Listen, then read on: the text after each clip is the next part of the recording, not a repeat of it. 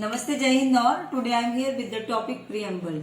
Do you know American Constitution was the first to begin with the Preamble?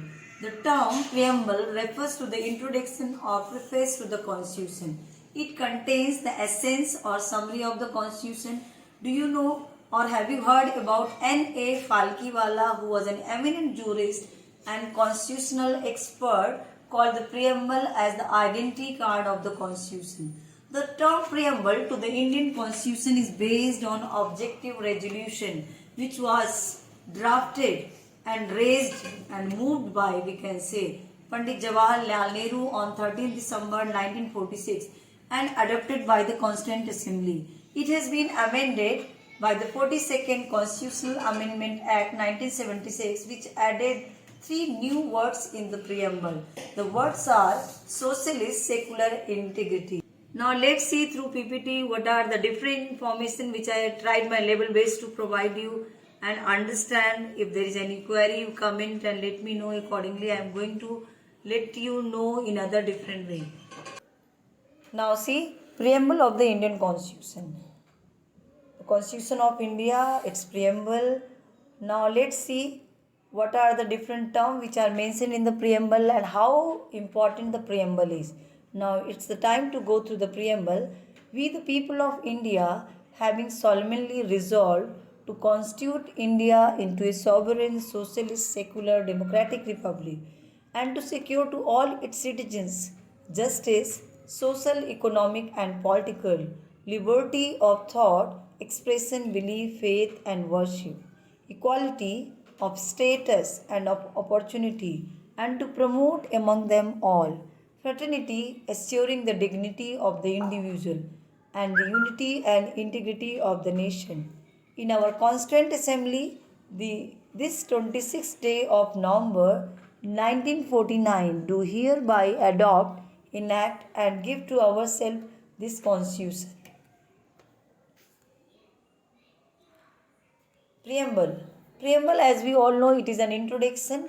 It is to mention that the preamble acts as a guide to understanding the Constitution. It is based on the vision of first Prime Minister Pandit Jawaharlal Nehru, who had said on December 13, 1946, that it is our firm and solemn resolve to have a sovereign Indian republic.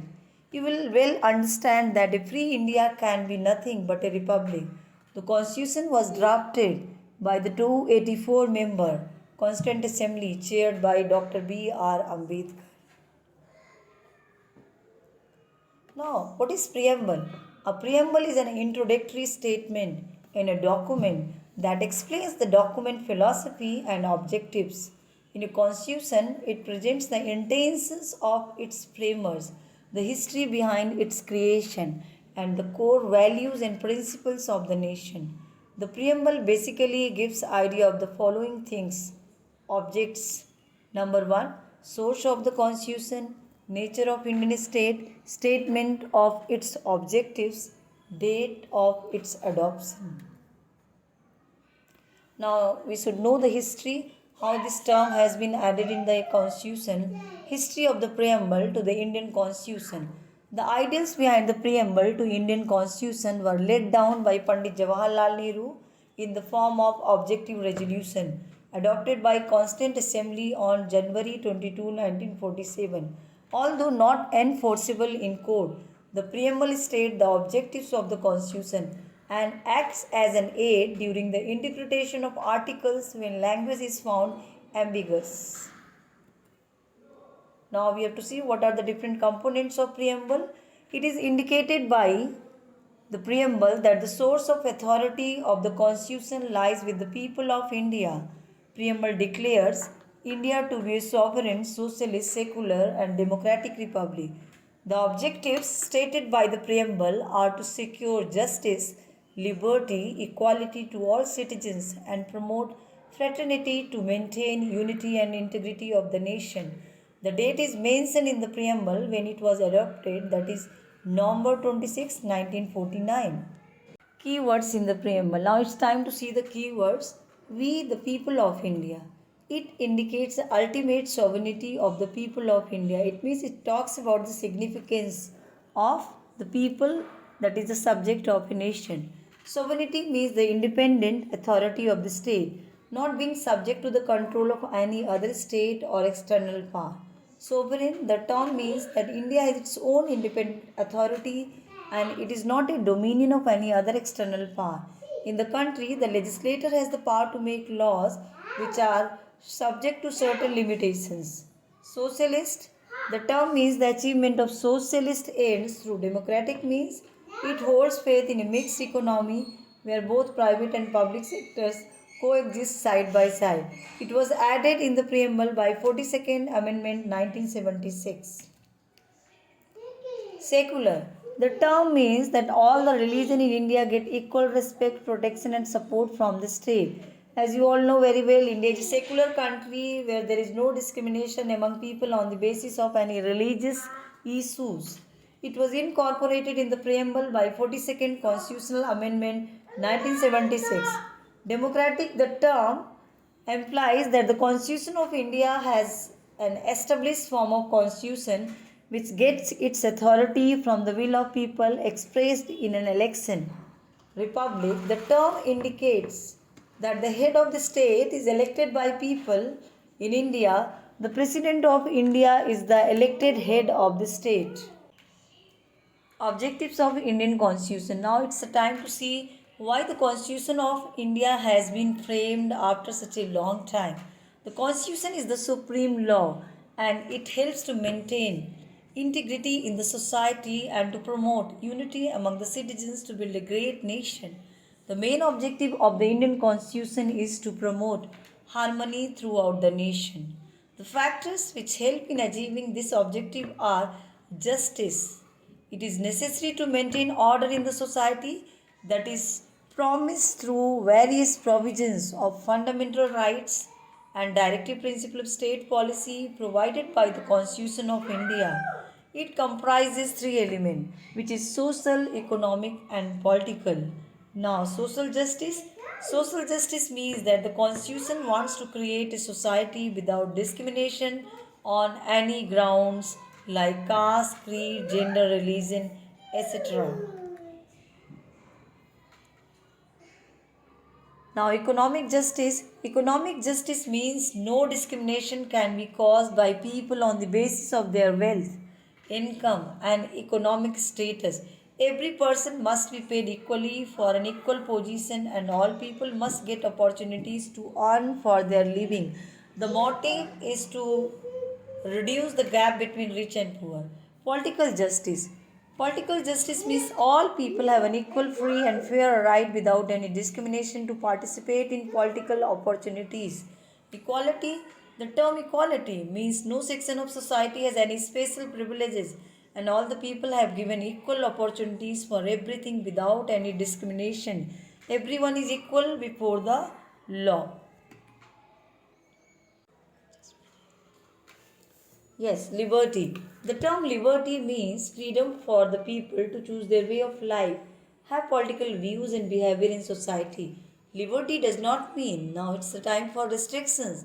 Freedom to do anything. A person can do anything but in the limits set by law. Means we should have to go through the restrictions. Now fraternity. The term fraternity means a feeling of brotherhood and an emotional attachment with the country and all the people. Fraternity helps to promote dignity and unity in the nation. Now it's the time to know the importance of objective. It provides a way of life. It includes fraternity, liberty, and equality as the notion of a happy life which cannot be taken from each other. Liberty cannot be divorced from equality. Equality cannot be divorced from liberty. Nor can liberty and equality be divorced from fraternity. The words are interrelated to each other. Without equality, liberty would produce the supremacy of the few over the many. Equality without liberty would kill individual initiative. Without fraternity, liberty would produce the supremacy of the few over the many. Without fraternity, liberty and equality could not become a natural course of things. So now, these are interlinked to each other. Now it's the time to know the status of preamble. The preamble, being part of the Constitution, is discussed several times in the Supreme Court. It can be understood by reading the following two cases. Number one, Beruveri case. As you all know, it was used as a reference under Article 1431 of the Constitution, which was on the implementation of Indo-Pakistan Agreement related to Beruveri Union and in exchanging the enclaves, which were decided for consideration by the bench consisting of 8 judges. Through the Beruveri case, the court stated that the preamble is the key to open the mind of the makers, but it cannot be considered as a part of the Constitution. Therefore, it is not enforceable in a court of law. Now the next case, case Vanand Bharti case. In this case, for the first time, a bench of 13 judges was assembled to hear a writ petition. The court held that the preamble of the Constitution will now be considered as a part of the Constitution. Now it's the time to understand the role of preamble. The preamble is not the supreme power or the source of any restrictions or provision, but it plays an important role in the interpretation of statutes and provisions of the Constitution. So it can be concluded that preamble is the part of the introductory part of the Constitution. In the 1995 case of Union Government versus LIC of India, also the Supreme Court has once again held that preamble is the integral part of the Constitution but is not directly enforceable in a court of justice in India. Amendment of the Preamble. 42nd Amendment Act 1976. After the judgment of Case Vanand Bharti case, it was accepted that the preamble is a part of the Constitution. As a part of the Constitution, preamble can be amended under Article 368 of the Constitution, but the basic structure of the preamble cannot be amended.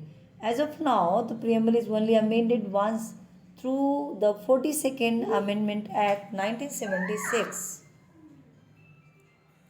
The term socialist, secular and integrity were added to the preamble through 42nd Amendment Act 1976. As I have already told you in the beginning, socialist and secular were added between sovereign and democratic.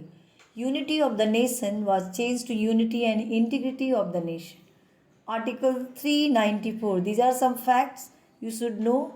Article 394 of the Constitution states that Articles 5, 6, 7, 8, 9, 60, 324, 367, 379 and 394 came into force since the adoption of the Constitution on 26 November 1949 and the rest of the provisions on 26 January 1950. The concept of liberty, equality and fraternity in our preamble was adopted from the French motto of the French Revolution.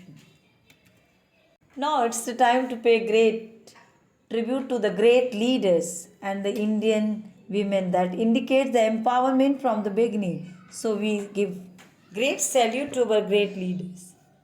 Thank you for watching. If you like, kindly subscribe and guide me through comments what type of topics you want more. Accordingly, I am going to make different more videos to let you know the significance of the topics. And again, I would like to salute all those great leaders who have given their precious time for the construction or for the development of such guidelines which are really resourceful for our present life and for